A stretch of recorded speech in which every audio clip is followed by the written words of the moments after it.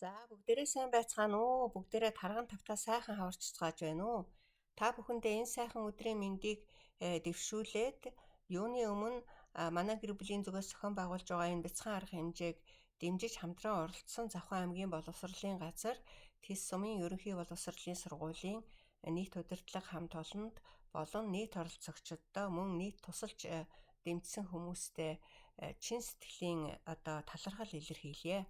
Ингээд би та бүхэндээ өөрийгөө болон өөрийнхөө гэр бүлийг товч танилцуулъя. Эхлээд би өөрийгөө танилцуулъя. За намайг Болромаа гэдэг. Би 1981 онд Тэс сумын 8 жилийн сургууль, 83 онд Нөмрөг сумын 10 жилийн сургуулийг төгсөөд тухайн үеийн Зөвлөлт холбоот улсын Ураалын улсын их сургуульд элсэн суралцаж 88 онд биологч, микробиологч гэсэн мэргэжлэр төгссөн. 88-аас 91 онд мал аж ахуйн эрдэм шинжилгээний хүрээлэнд эрдэм шинжилгээний ажил гүйцэтгэжсэн. За 91-ээс 99 онд Хөвсгөл аймгийн Гоц халдвартын байгууллагад шимэгт судлагчаар ажиллаж байсан. 99-өөс 2009 онд зоонозын өвчин судлалын үндэсний төвд биологч, тасгийн эрхлэгч, албаны дарга, за хамгийн сүүлд дэд захирал гэсэн албуудыг хашиж байсан. За ингээд 2009 оны сүүлээр ур чадвартай ажилтны цагаачлагдсан ийм ангиллаар гэр бүлийн хамтаар Канада улсад шилжин суурьшсан байгаа. Канада улсад мэргэжлээрээ ажиллахад миний дипломын кредит нь Канада улсынхаа сайн тохирохгүй байсан учраас би дахин сургууль сурах хэрэг гараад 2011 онд Өмнөд Альберта мужийн технологийн дээд сургууль гэдэг их сайхан нэр хүнтэй том сургууль байдаг. Түүнд бол нийгмийн эрүүл мэндийн сургууль гэсэн энэ салбарт нь эмнэлгийн лабораторийн технологич гэсэн ийм мэргэжлэр элсэж суралцсан байгаа. За ингээд энэ сургуулаа төгссөн цагаас хойш 13 дахь жилдээ энэ мэргэжлэрээр ажиллаж байна. Одоогийн байдлаар би Канада улсын баруун хойд бүс нутгийн төв эмнэлэгт лабораторид нь микробиологийн лабораторид технологичоор ажиллаж байна. За энэ байгууллага маань, энэ эмнэлэг маань улсын харьяаны эмнэлэг учраас эмч ажилтнууд нь за манайхаар бол төрийн албан хаагч гэсэн ийм статустай байдаг. Энэхийнхаар бол нийгмийн эрүүл мэндийн үйлчилгээний ажилтан гэсэн за ийм статустайгаар ажиллаж амьдарч байна. За гэр бүлийн хүмүүс маань бол энэ дээрээ тараахан сургууль сурч амжаагүй барилгын мужаа хийж байна.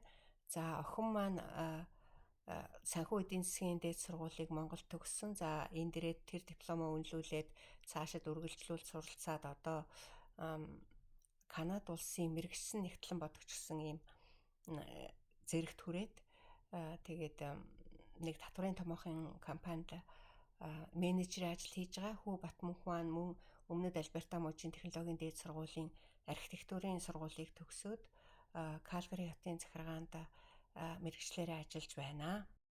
Аав холиндон маань Баян хархан сумын нутагт төрсэн Эхрүү Довгийн хүн байсан. 1-р зэргийн жолооч хүн байсан. Заправшиг, самсвал зэрэг тэрэг барьдаг байсан. Хамгийн сүүлд даргын жаргал гэдэг хөнгөн тэрэгний жолооч хийж байгаа тэтгэвртэй гарсан. За аав маань маш хурц ухаантай, сэргэлэн зантай, юмд их ив дүүтэй, олонтойгоо нийцтэй, ажилсаг ийм зан чанартай хүн байсан. Ээж галдан маань Тэсийн голын хойно байдаг их бэрх, баг бэрх гэдэг хайрхан уулын орчмоор нутгалдаг Хүнхэр санж гэдэг хүний удмын хүн. Ээж маань агрономч мэргэжилтэй хүн байсан. Сургуулаа төгсөөс Сэлэнг аймагт мэргэжлээрээ ажиллаж агаад далаад он Тэсийн тэжээлийн аж ахуй гэж байгуулагдахад нутагтаа ирж мэргэжлээрээ ажилласан. Хамгийн сүүлд Тэсд байдаг улсын өрийн фондод мэргэжлээрээ ажиллаж агаад тэтгэвртэй гарсан.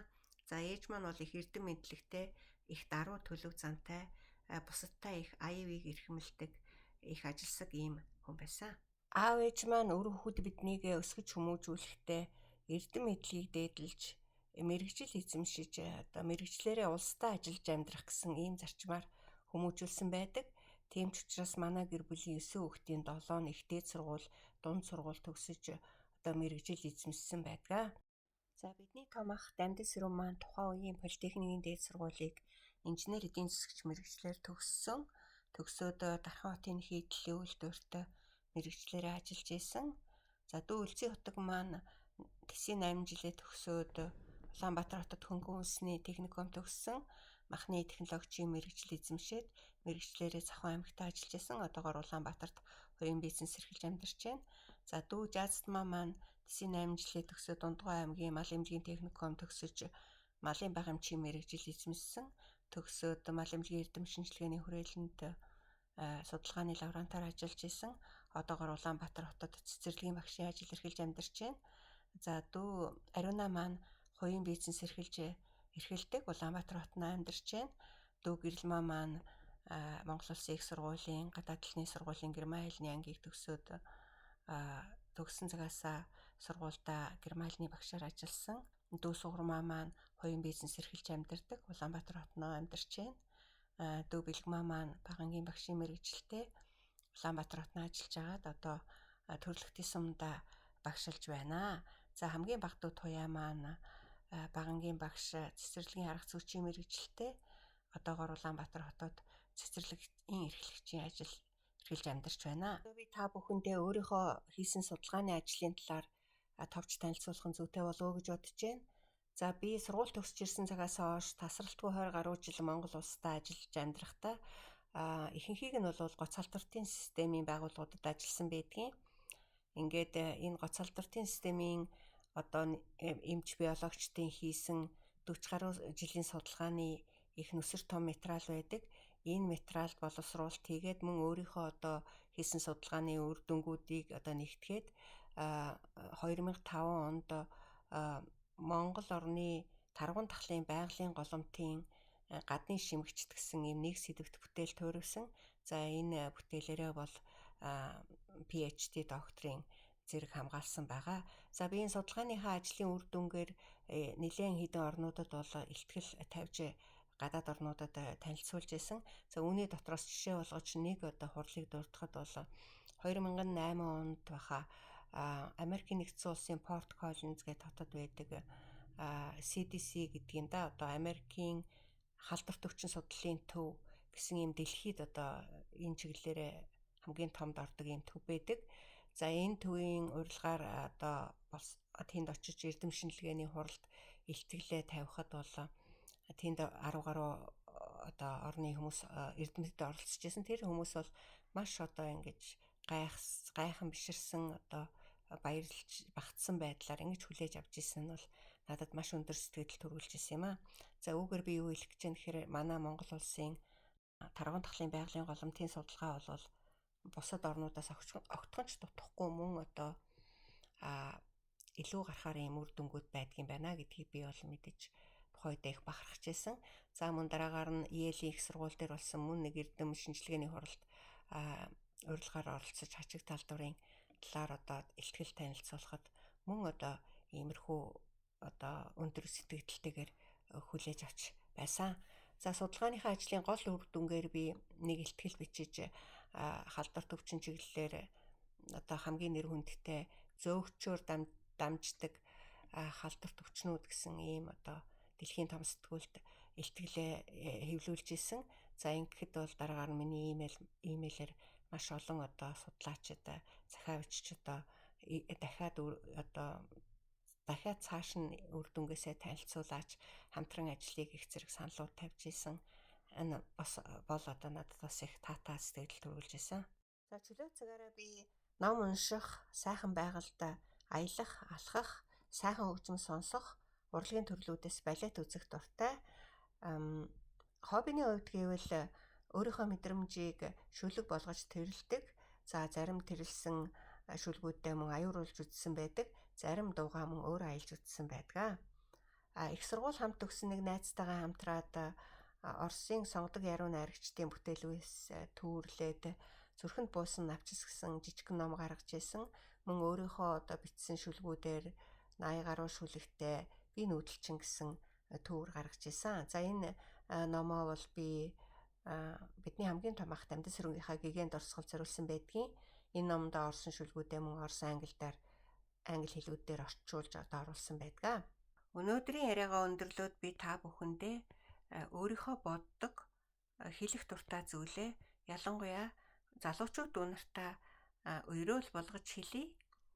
Хүн гэрэлтэж амьдрах ёстой байдаг.